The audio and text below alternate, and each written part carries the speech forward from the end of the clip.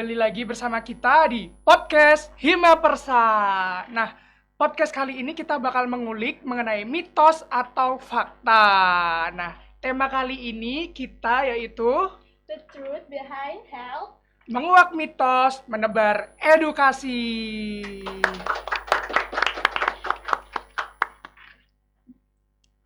Oke, di sini saya Vivian. Dan ada aku Kurnia. Oke, di episode kali ini tuh kita bakal membahas nih hal-hal yang sering banget kita dengar di kehidupan sehari-hari, kayak kesehatan, gaya hidup. Nah, itu tuh sebenarnya umum banget di kalangan Gen Z. Bener banget nih guys, apalagi kita tuh di era sekarang, di mana era sekarang itu kita dapat informasi tuh gampang gitu loh. Nah, kita nggak boleh semerta-merta tuh ambil kayak menyimpulkan aja gitu loh guys. Kita harus menguak apakah informasi itu benar atau apakah informasi itu salah, Iya, seperti bener banget, itu. teman-teman.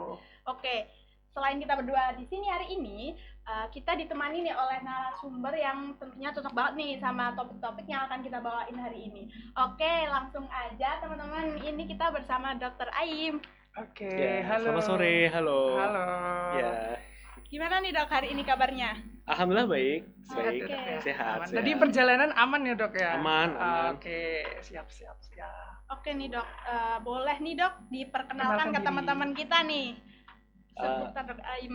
Ya, jadi perkenalan dulu ya, mungkin biar kenal juga. Namaku Dr. Halimi Ardani, biasa dipanggil Aim ya, bisa dipanggil Dr. Aim. Aku udah jadi dokter kurang lebih 4 tahun ya, 4 tahun. Udah lama 4 sampai juga 5 ya dok tahun. ya? Ya. Selama ini sekarang lagi mendalami lagi ya, sekolah lagi ini. Keren banget. Ini lagi program residensi di bidang oftalmologi atau mata. Kalau boleh Ya. tahu di mana nih dok rumah sakit? Ya, kalau program residensinya saya di Undip ya, di prakteknya utamanya di RS Karyadi, Oke. tapi untuk institusinya di Undip. Ya, oftalmologi Undip. Oke nih dok, kita mungkin bisa langsung masuk ke materi-materinya aja, pertanyaan-pertanyaan aja nih Boleh, ya dok boleh. ya.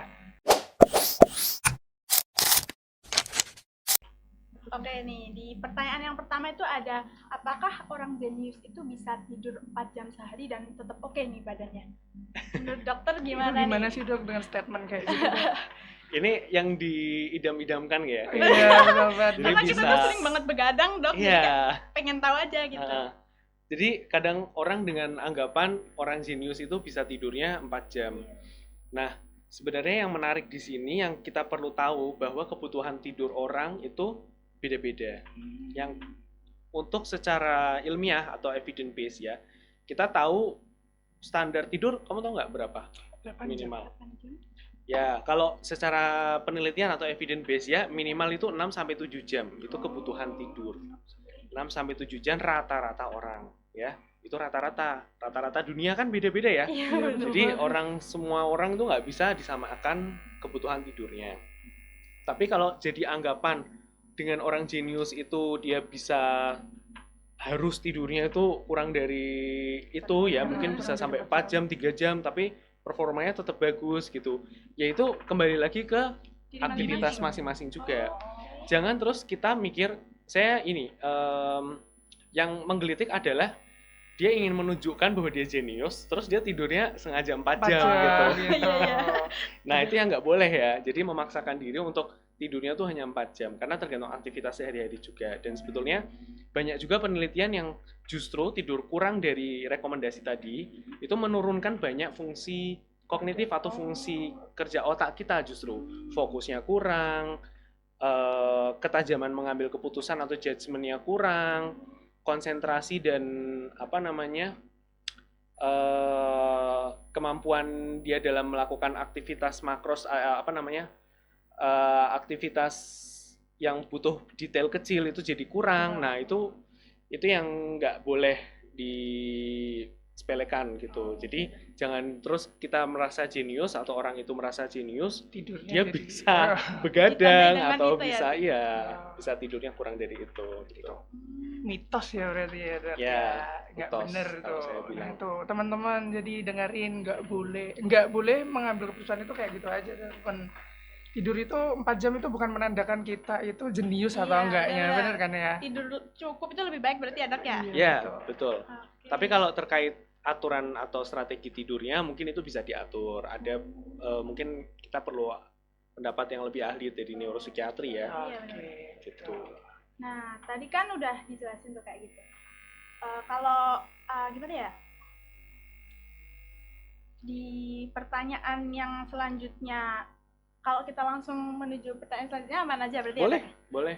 Oke, di Serah, sini mau itu yang ada yang tanya nih. Kalau berat badan makan setelah jam 7 malam itu bikin gemuk itu dok, gimana dok? Karena kalau cewek kan mentingin banget ya dok badan-badannya gitu Betul, loh. betul. Menurut dokter itu gimana? Makan setelah jam 7 malam ya. Iya benar. Ya biasa kan kalau apalagi ini mahasiswa ya, Iya betul. makan tidurnya begadang, Makannya telat. makannya telat Telat. gitu ya. Terus baru sempat makan kadang malamnya Malam. gitu mau tidur. Kadang bikin Ya. takut juga. Mungkin kalau dibilang mitos atau fakta, tidak sepenuhnya fakta. Makan di atas jam 7 membuat gemuk ya, membuat meningkatkan berat badan. Tidak sepenuhnya fakta, tapi nggak sepenuhnya mitos juga. Jadi gini, ketika kita ketika kita menunda makan hingga mendekati waktu tidur ya, itu yang berpengaruh itu hormonnya kita. Hormon yang mengatur rasa kenyang, rasa puas atau satiatinya itu berbeda ketika dia mau tidur dan ketika dia bangun pagi hari. Jadi kadang nih ya, kita makan satu porsi yang sama di pagi hari dengan satu porsi yang sama persis ukurannya, jumlahnya, kalorinya saat setelah kita mau tidur ya, atau melewati jam yang kita akan mau tidur itu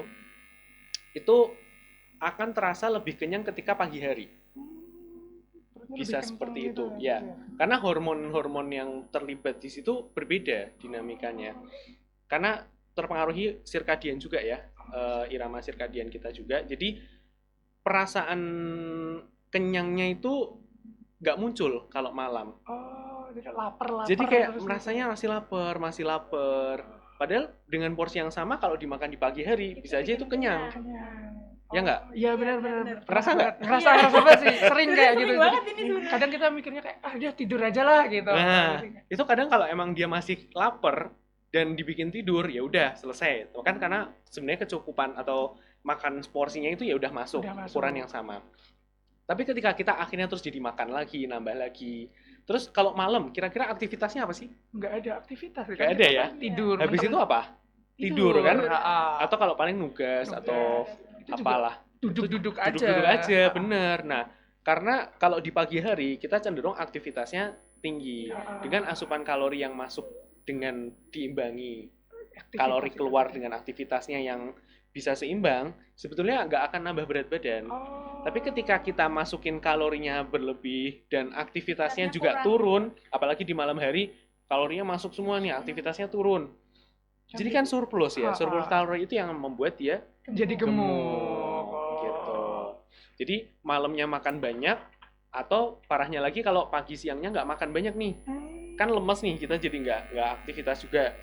Jadi paginya nggak aktivitas, malamnya nggak aktivitas, tapi makannya banyak. Banyak. Itu yang bikin Gemuk. jadi gemuk. Oh. Jadi kalau secara langsung mungkin makan di atas pukul 7 selama masih balance kalori in dan kalori out-nya mungkin masih bisa imbangin dikategorikan lah ya. aman, bisa aman lah untuk ukuran berat badan ya.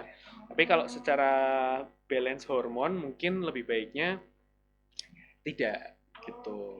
Oke, berarti itu ya fakta ya dok, karena Ya, kita kan juga kalau malam tuh aktivitas kita tuh juga mesti nggak banyak kan ya teman-teman ya. Betul. Kita kan makan terus langsung kita tidur. Awalnya kita nugas juga kalau udah Iya. kenyang tuh mesti awalnya pengen kayak tidur gitu, istirahat Iya. Nah, itu yang bikin gemuk teman-teman.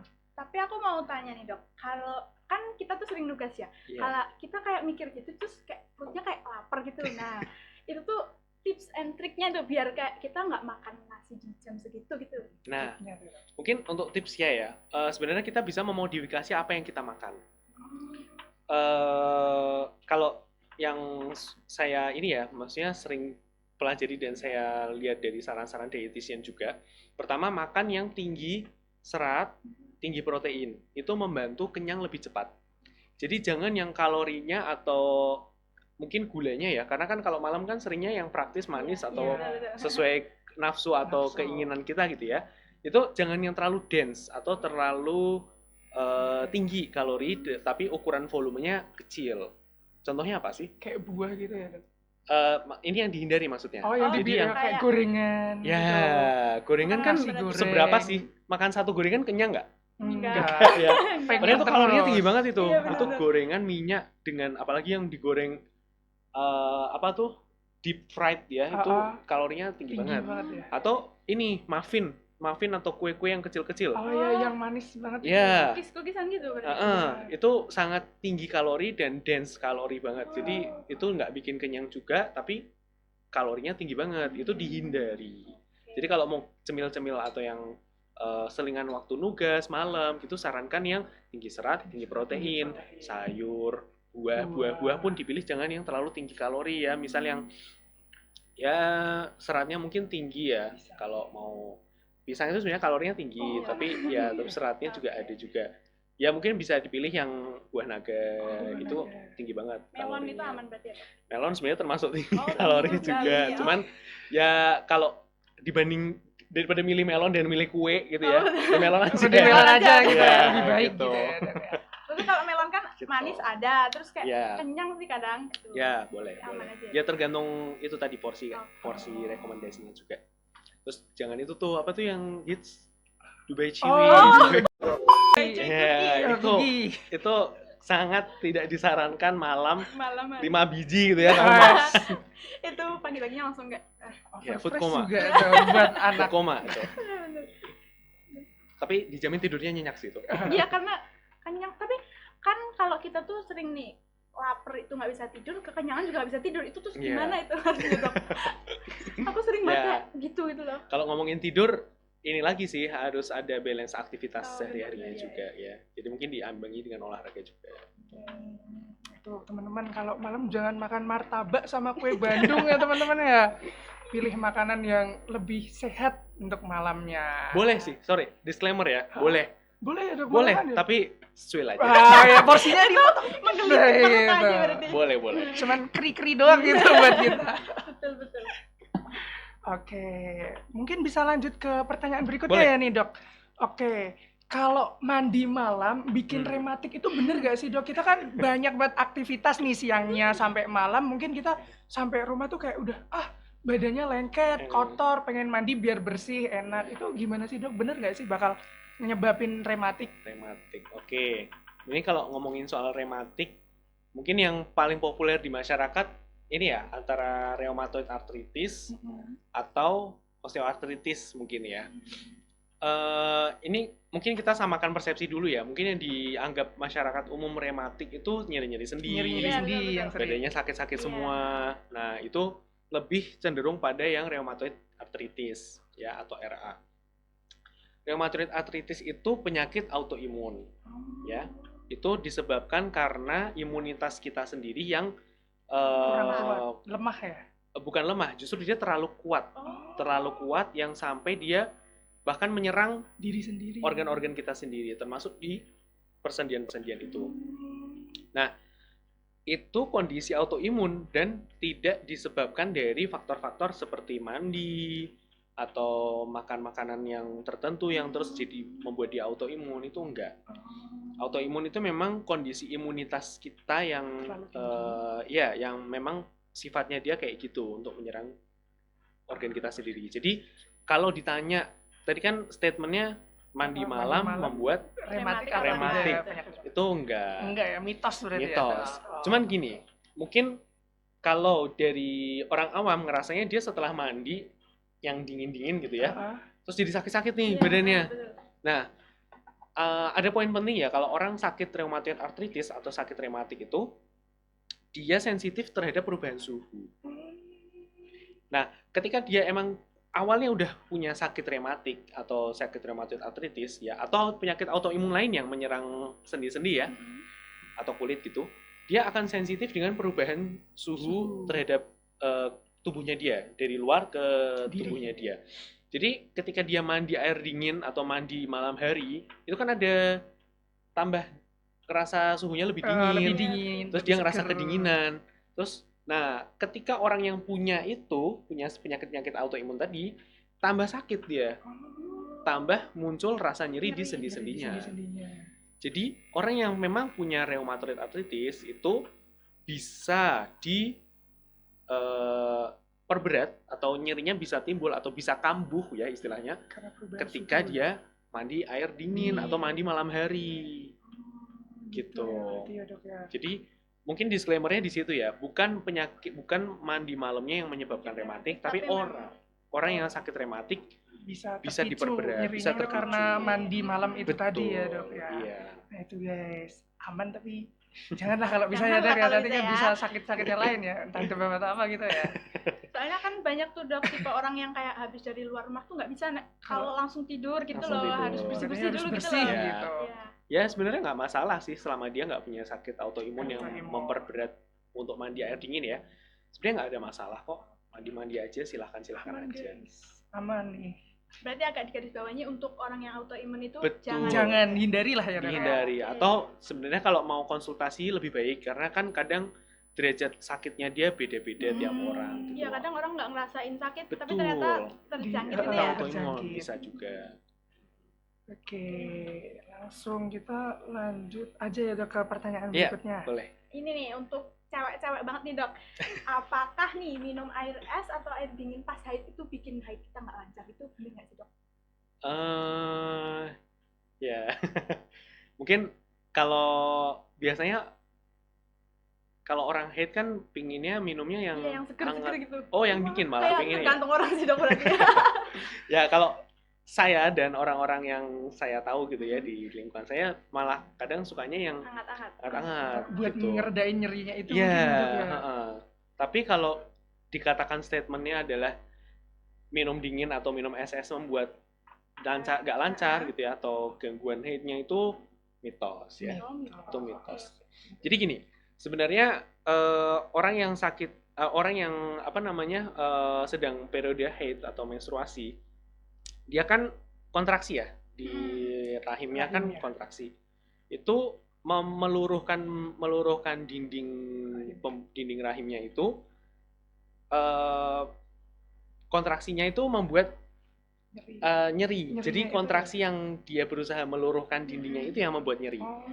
Nah, ketika dia minum dingin atau minum yang es itu kan salurannya kemana kalau minum? Iya, ke lambung. Pencernaan ya. Nah, pencernaan itu tidak berhubungan dengan reproduksi.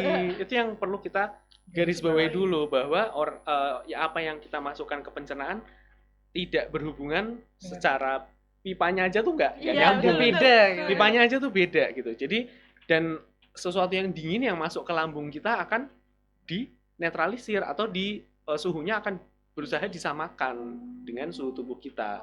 Jadi kerasa dinginnya tuh selesai paling di kerongkongan sebenarnya. Masuk ke lambung udah nggak ada rasa apa-apa. Jadi sebenarnya nggak ada masalah minum dingin bisa atau es itu bisa membuat haidnya nggak lancar atau bahkan sampai ada yang bisa jadi es batu bikin kista gitu ya. Bener-bener. Makan es batu bikin kista gitu itu nggak ada hubungannya berarti ya dok. Nggak ada hubungannya. Gitu. Sering banget nih kayak orang tua atau teman-teman gitu bahkan kayak jangan minum, kamu kan lagi haid gitu loh. Apa hubungannya gitu loh. Hubungannya berarti ya dok ya.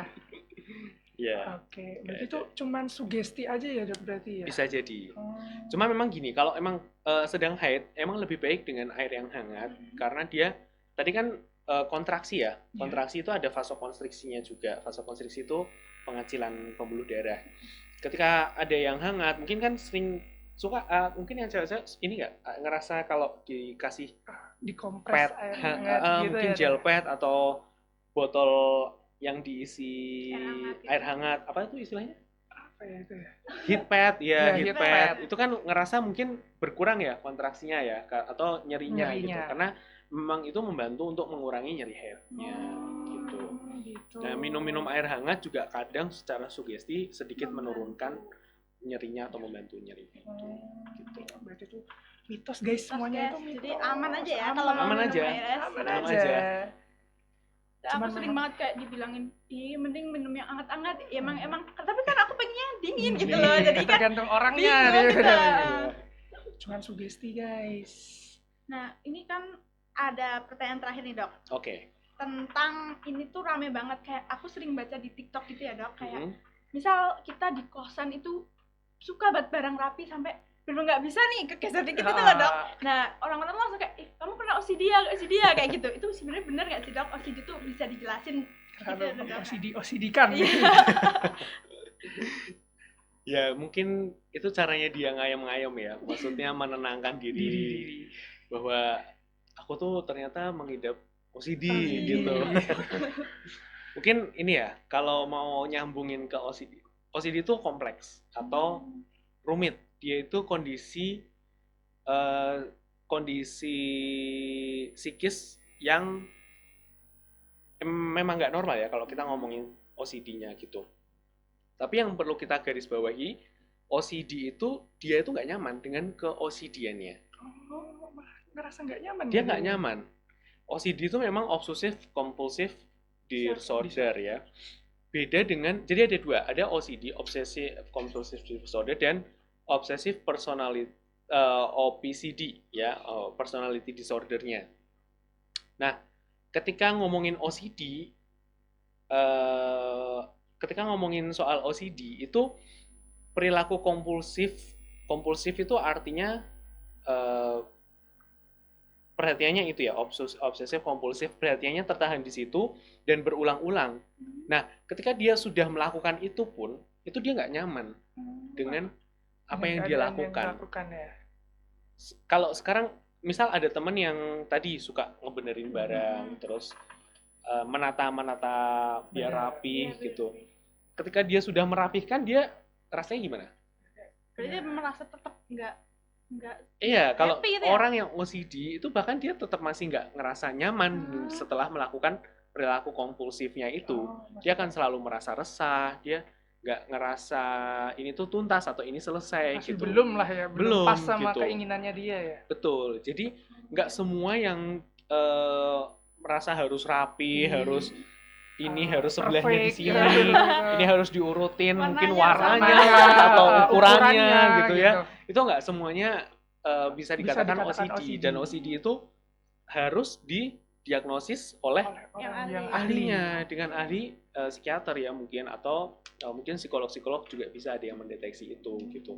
Jadi nggak boleh sebenarnya kita self diagnose atau kita mendiagnosa orang lain dia OCD gitu. Kamu OCD karena nggak Iya. suka ngeliat barang nggak rapi itu. Iya, Kita valid, nggak kamu boleh. OCD gitu. Spektrum OCD itu terlalu kompleks untuk hanya dinilai oleh orang awam.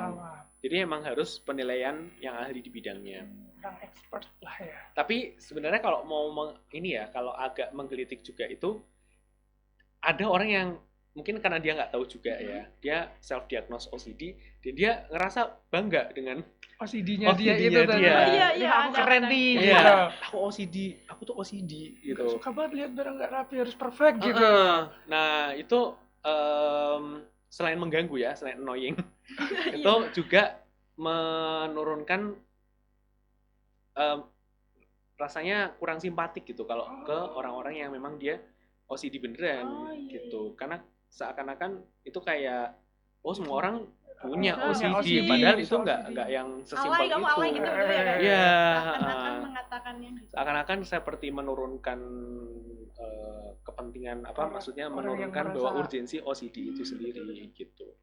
Jadi jangan sampai ada orang yang mungkin ini basicnya kan kesehatan semua ya. Jangan sampai orang yang di kesehatan sendiri itu bermudah-mudahan Untuk mendiagnosa atau mengklaim aku OCD lah atau dia OCD gitu. Karena itu nggak simpel. Itu benar-benar menderita orang harus yang OCD kompleks itu. ya berarti ya Betul. untuk pendiagnosanya gitu ya dok. Betul. Dan kita harus berempati ke orang-orang yang OCD itu. Oh, oke. Gitu guys. OCD kayak gitu tuh kita nggak serta merta kita langsung ngomong bahwasannya kamu OCD karena nggak bisa nata barang, lihat barang yang nggak rapi itu Iya, tuh benar kita nggak bisa mengklaim bahwa dirinya itu OCD guys. Masih perlu pengecekan yang lebih kompleks ya dok ya. Betul. Dan oleh ahlinya, Dan bisa ke oleh psikiater ahlinya. atau ahli psikolog. Oke. Nah, baik nih dok, kita bakal lanjut ke segmen Q&A nih dok. Oh iya. Nah, banyak banget pertanyaan dari teman-teman nih. Kemarin kan kita udah share poster mengenai podcast kita kali ini. Nah, ini kita udah ambil beberapa pertanyaan yang mungkin sering dialami oleh orang-orang sekarang lah gitu.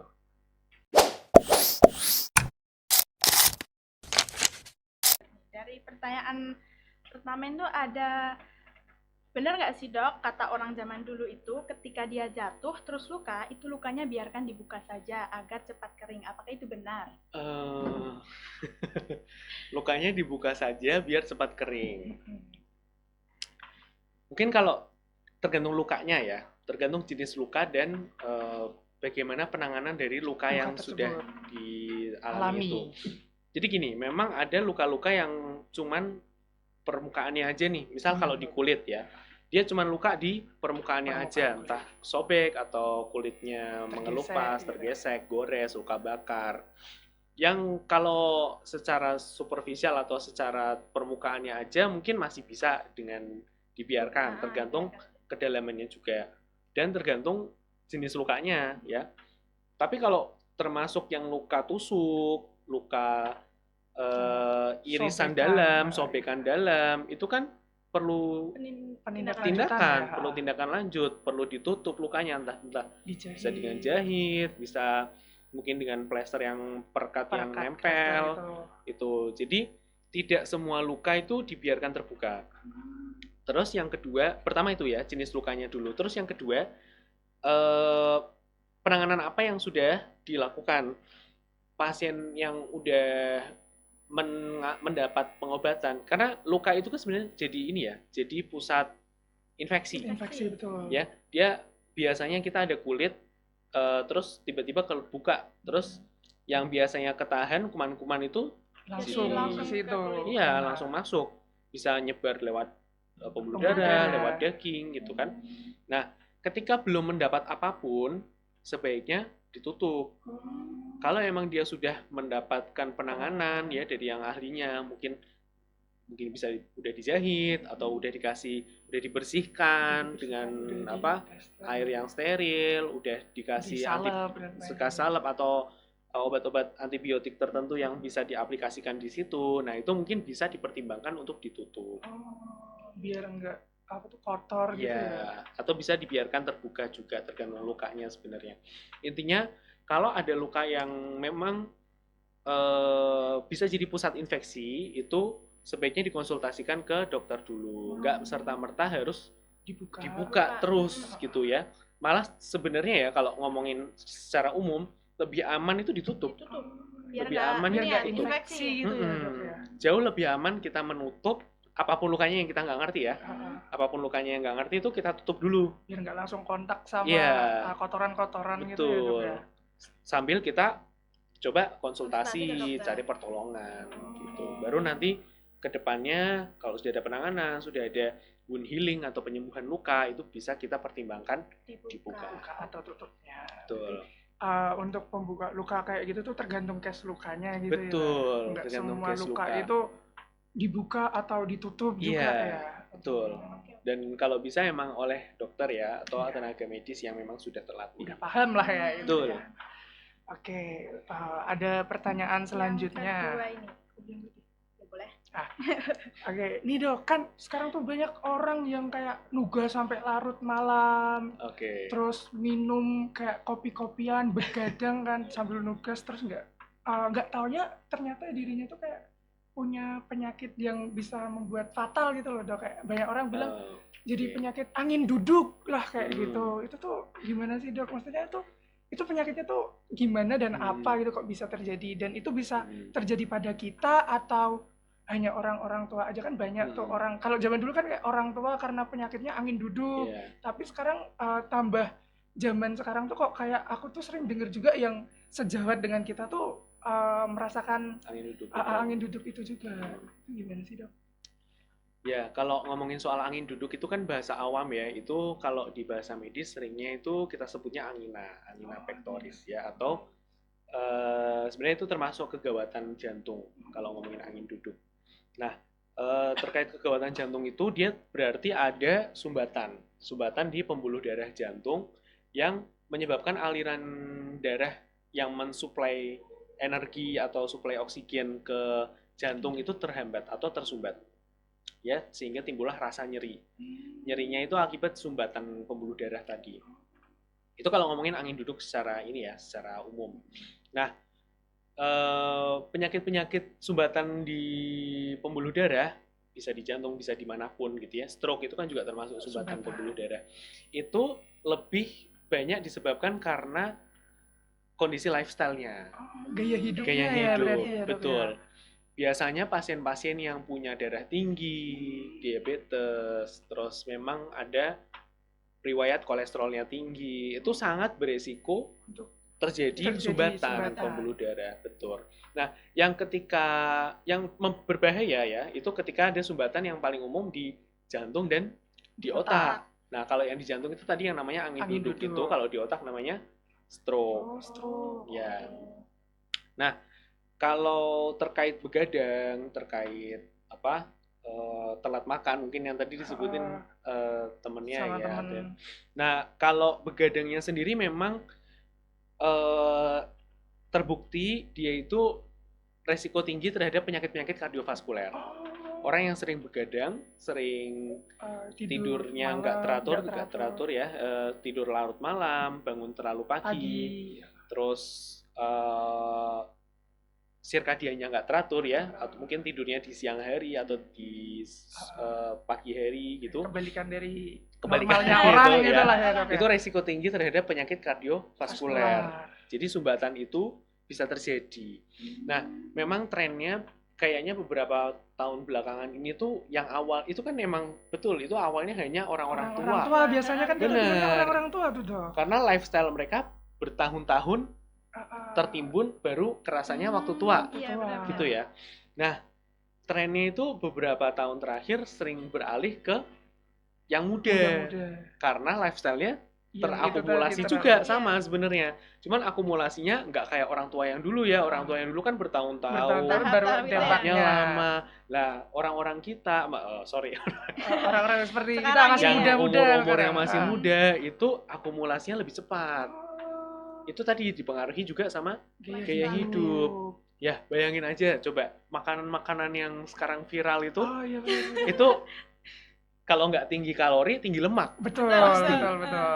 Kalau nggak digoreng yang minyaknya banyak gitu ya, sampai yang tumpah-tumpah gitu ya, atau manis, gulanya manisnya tinggi sekali. Iya, Itu sangat mempercepat ini penyakit penuaan kardiovaskuler itu ya. tadi, betul, resiko kardiovaskuler tadi gitu. Jadi banyak kan anak muda yang sedikit-sedikit umurnya belum mencapai 40, belum mencapai 30 itu udah diabetes, udah hipertensi. Nah, itu kembali ke gaya hidup. Apalagi nggak diimbangi dengan olahraga itu membantu menurunkan resiko-resiko penyakit kardiovaskuler. Jadi idealnya memang kita harus, mungkin yang muda, buat saya juga sih.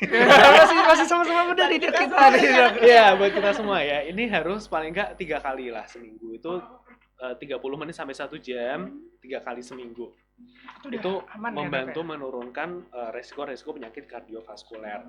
Karena gini, itu silent ya. Dia tuh silent. Kita nggak tahu ada gejala awal, nggak kerasa.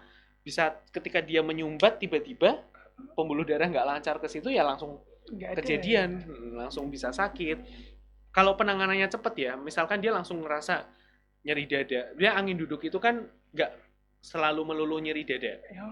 Kadang dia gejalanya menyerupai mah. Bisa kayak GERD gitu. Jadi kayak sakitnya di ulu hati gitu. Betul, di ulu hati. Mungkin bisa disertai mual-mual juga. Nyerinya kadang bukan di sini, tapi kayak menjalar di belakang gitu ya, Dok, atau ke bahu kiri, kayak rasa kok pegel-pegel. Padahal sebenarnya itu angin duduk, itu juga bisa. Berarti nggak boleh nyepelein ya, Dok, ya, kayak Kayak kita Iya. telat makan, pikirnya kita cuma telat makan gitu, itu nggak bisa Betul. disepelekan ya dok. Nggak boleh disepelekan. Gejala-gejala yang menyerupai gejala jantung itu nggak boleh disepelekan, harus diperhatikan.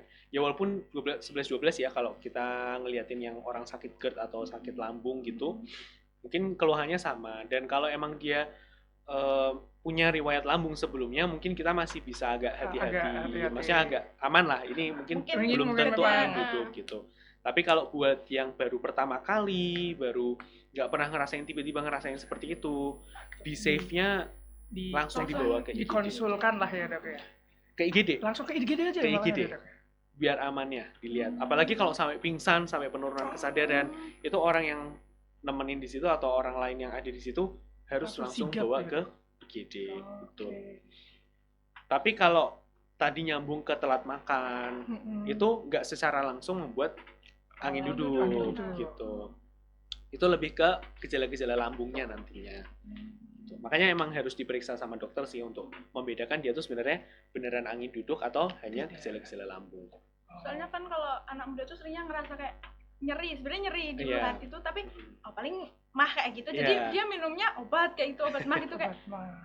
Ya sebenarnya nggak salah sih. Itu kan kalau emang dia memang punya Iya, riwayat seperti itu, ya mungkin dia lebih tahu untuk kondisi mahnya Dirinya dia sendiri, gitu. mahnya dia. Tapi ketika dengan obat mah lambung nggak membaik, nggak berkurang, mungkin problemnya bukan di situ. bisa jadi di sistem yang lain ya dok ya. Iya, ya contohnya angin duduk tadi. Itu tadi, oke. Berarti gaya hidup tuh penting banget buat Penting. kesehatan kita sendiri ya dok Betul. ya. Jadi kita tuh juga harus balance ya antara apa ya, kehidupan dan aktivitas kita, tapi kita juga harus rajin olahraga dan Iya, melihat pola makan kita ya dok ya. Nggak Betul. boleh yang terlalu banyak mengandung minyak atau manis-manis, itu juga nggak baik ya dok Nggak buat baik. kesehatan kita. betul. Itu investasinya nanti soalnya tahunnya. Oke, buat jangka panjang gitu Jangka ya. panjangnya, betul. Oke nih, masuk ke pertanyaan terakhir nih dok. Ada yang tanya Oke. nih, Kak, tanggapan tentang kerokan menyembuhkan angin dong gitu katanya. Nah, masuk angin dikerokin. Iya, gitu itu ya, Bang. sering Angin banget itu. dikerokin ya. Heeh. Kan banyak ada penyakit anak muda kan masuk angin gitu. Aduh, kerokin Jompo aja banget gitu. ini dah. Sebenarnya tradisional ya, karena dia kan kearifan lokal ya. Iya, betul. Pengobatan lokal. Sebenarnya nggak cuma kerokan loh, kan kayak bekam gitu. Itu sebenarnya prinsipnya sama ya. Dia kalau yang dari saya pelajari waktu dulu ada apa namanya traditional medicine juga itu waktu kuliah itu, dia emang meningkatkan vasodilatasi pembuluh darah superficial tapi. Nah, emang dia kerasa seperti membuat badan lebih enak gitu, lebih enteng gitu ya, lebih enak karena dengan perilaku menggosok, terus itu kan similar atau sejenis dengan masas ya. Iya. Iya. Nah, ketika otot dilakukan masas itu dia akan relax, ya betul, relax. Jadi dia melepaskan ketegangan, tension di atas ototnya itu. aktivitas tadi ya dok ya. Iya, jadi dia kerasa lebih relax. Dia juga kalau nggak salah dia emang mempengaruhi hormon-hormon relaxnya juga gitu. Jadi dia emang kerasa lebih enteng, lebih enak gitu. Korokannya sendiri kan emang dia gerakan yang gerakannya kan menekan itu ya. Mungkin nanti yang ahli traditional medicine mungkin lebih paham. Tapi untuk yang justru mau saya ini kan ya highlight. masuk anginnya itu, masuk angin itu kan sebenarnya kalau secara medis itu apa sih? Gak ada Nggak gitu. ada, masuk angin itu nggak ada. Nggak ada gitu. Emang kondisinya tubuh kita yang sedang nggak fit, mungkin myalgia atau myalgia itu istilahnya nyeri-nyeri otot, artalgia, nyeri-nyeri sendi ya, pegel-pegel itu kalau secara dihubungkan dengan yang masa seotot tadi ya masuk akal jelas pasti dengan kerokan. Karena pegel itu ya tadi ya. Iya, karena problem di ototnya dirilekskan jadi lebih enak gitu. Kalau terkait karena kan kadang dia ngerasa nggak enak badannya karena penyakit yang lain ya. Misal demam, kalau kita sakit tenggorokan aja kan badannya nggak enak kan. Iya benar. Mesti pilek aja kan badannya juga nggak enak gitu. gitu. Ya, Berat terus badannya. nanti ngiranya ini masuk angin gitu. Jadi kayaknya yang perlu kita bedakan dulu ini masuk angin yang apa, maksudnya karena apa gitu. Kalau emang karena penyakit batuk, pilek Yaitu yang disembuhin yang Yang batuk Batuk pilek itu pileknya. tadi, bukan malah dikerokin Bukan. gitu ya. Tuh teman-teman. gitu. Jadi kalau kerokan yang masih wajar ya, masih nggak menyakiti kulit ya, gerakannya tuh lembut ya, maksudnya nggak yang terlalu ekstrim sampai Merah-merah gitu. ya sampai yang Kan lebam-lebam katanya gitu kalau ya. merah tuh berarti Makin wah ini semakin- sakitnya beneran Iya. nih gitu. Benar kan? Ya, saya juga kan ada keluarga juga yang kalau wah ini merah-merah ini kalau kalau masuk angin ininya merah, Merah. ininya merah gitu ya. Padahal masuk angin nggak masuk angin, kamu Ya, kerokin merah. ya pasti merah, merah tetap gitu. merah. Tergantung Iya, dia karena ngeroknya kenceng atau kenceng atau enggak. enggak, Kalau bener. kenceng ya merah gitu. Sama pakai apa? Ah, betul. Tapi bisa ngerokin pakai apa? Pakai koin tuh, Koin, koin ya. 500-an. Tapi kan ada koin yang agak tumpul sama ada Ya. yang sedikit lancip gitu ya, Dok. Ya, nah kalau ini mungkin kalau mau save ya, kalau mau kerokan ya silakanlah kerokan, tapi jangan pakai yang bergerigi tuh. Oh iya, Koinnya. iya, yang Emang agak tumpul. Pakai yang lembut. Kalau koin 500-nya kita, 500 rupiah kan ada Ah, ininya, iya, ada ada, geriginya. Ada dua kan, yang kuning, yang Yeah. kuning sama yang perak. Oh, Itu kan iya, beda iya. tuh teksturnya tuh. Udah paling pakai koin 1000 aja tuh, lurus Iya, tuh, betul. mulus tuh. Iya betul dulu. Koin 1000. Kilap Ya. juga deh. Dan kalau bisa dengan tekanan dan Yang normal-normal lembut, aja lah betul, ya. yang nggak menyakiti dan nggak membuat kulit itu Rusak, iritasi. iritasi itu tadi. Itu yang kalau mau aman ya. Tapi kalau ditanya apakah itu bisa menyembuhkan, itu jawabannya Tidak. enggak. Oh, men, Gitu. tergantung dengan case penyakit apa yang sedang kita alami Iya, juga ya, Dok. Biasanya kan betul. juga disertai entah pusing, batuk seperti yang Iya. dokter bicarakan tadi. Iya, ya itu yang disembuhkan. diobatin. Penyakit itunya tadi ya, Dok Penyakit ya. yang diobatin, betul. Oke. Oke, mungkin itu udah sih pertanyaan Dari teman-teman kita. Udah terjawab banget nih, Dok. Udah keren banget, nih. Asik banget nih kita ngobrolnya kali ini ya, Dok. Jadi banyak tahu apa sih yang sebenarnya tuh itu benar apa enggak sih. Iya. Kita tuh jadi lebih paham, lebih mengerti itulah, Dok, dengan tindakan itu tadi. Kita juga lebih safe lah, kayak kita nggak serta-merta kayak sakit ini karena ini doang, padahal Iya. kan ada penyakit yang lebih kompleksnya lagi yang Betul. perlu kita konsultasikan atau kita periksakan kepada dokter yang lebih ahli Iya. seperti itu. Oke, kita masuk ke segmen kesimpulan ya, Dok ya. Kita akan menyimpulkan buat teman-teman semuanya. Tadi pertanyaan pertama itu yang tentang orang jenius itu tidur 4 jam itu Itu benar apa enggak itu? maksudnya enggak lah ya, Dok ya. Termasuknya enggak. Enggak. Kita tetap menjaga aja ya, menjaga jam tidur kita agar tidak berantakan. Oke. Terus selanjutnya ada yang fakta terkait OCD tadi, itu juga Itu kita harus konsul ke kepada yang yang lebih lebih ahli. paham, Jangan lebih expert. Jangan hanya kita memvalidasi aja kayak, betul. kah kamu nggak rapi, ternyata kamu dianggapnya OCD, padahal Iya, itu betul. enggak, guys. Kita harus konsultasikan lagi. Terus yang ketiga itu yang mandi malam bikin rematik apa itu? Nah, itu Itu tuh juga wah, mitos. oke. Kecuali kalau kalian memiliki riwayat sakit rematik ya, Dok ya. Iya. Autoimunnya itu ya. Bener tadi Itu baru dapat menimbulkan Kambuh rasa atau nyeri atau kabul Iya. yang dari penyakit itu tadi ya, Dok ya. Jadi Karena kalau perubahan mandi suhu. malam bikin rematik itu sebenarnya bukan Betul. karena mandi malamnya, tapi karena memang ada penyakit, Penyakit gitu ya, Dok itu ya. tadi. Iya, betul. Terus yang ke berapa ini? Ah, Ada mandi kok mandi?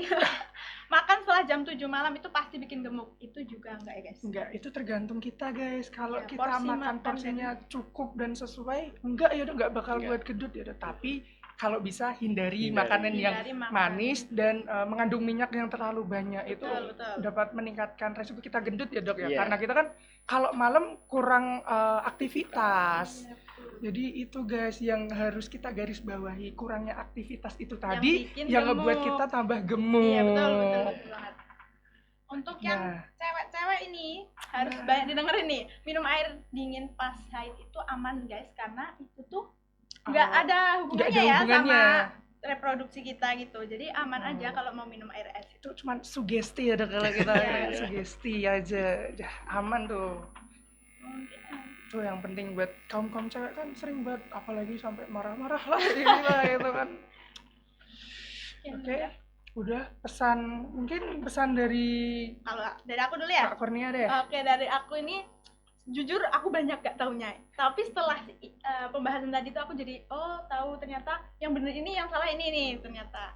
Kalau dari aku gitu sih. Kalau dari aku pastinya tuh kita harus lebih memahami pada diri kita juga kan ya Dok ya, karena semua penyakit yang kita alami itu kita sendiri yang bisa merasakan. Nah, lebih baiknya kita konsultasikan atau mungkin kita bisa mencari informasi yang lebih aktual atau valid lah ya Dok ya, biar kita tuh nggak terlalu mengiyakan atau memvalidasi terhadap penyakit itu terdapat pada penyakit itu gitu loh guys.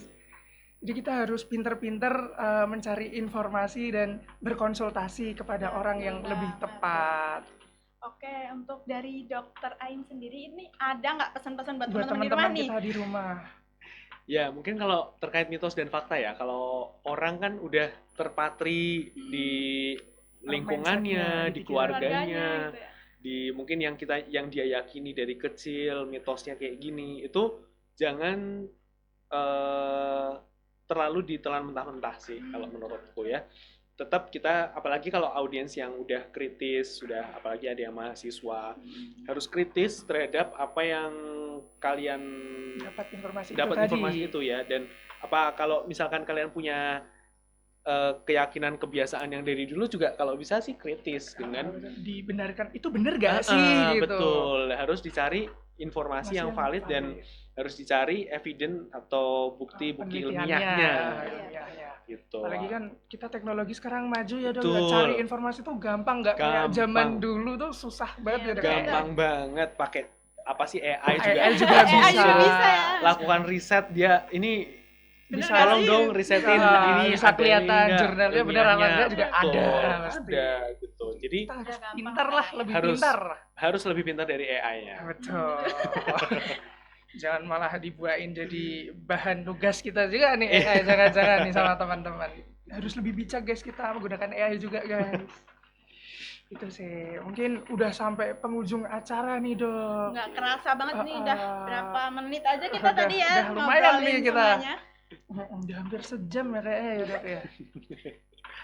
Mungkin udah sih itu aja. Oke teman-teman, nanti ada episode selanjutnya podcast 5% ini. Tentunya kita akan membawakan hal-hal yang lebih menarik dari hari Acara-acara ini. yang tentunya juga lebih seru mungkin apa juga sama serunya ini betul bakalnya banget ya nih. Kak ya.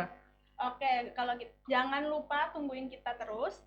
Dan pantauin terus channel Hima Persa. Jangan lupa like, comment, and Subscribe. Dadah.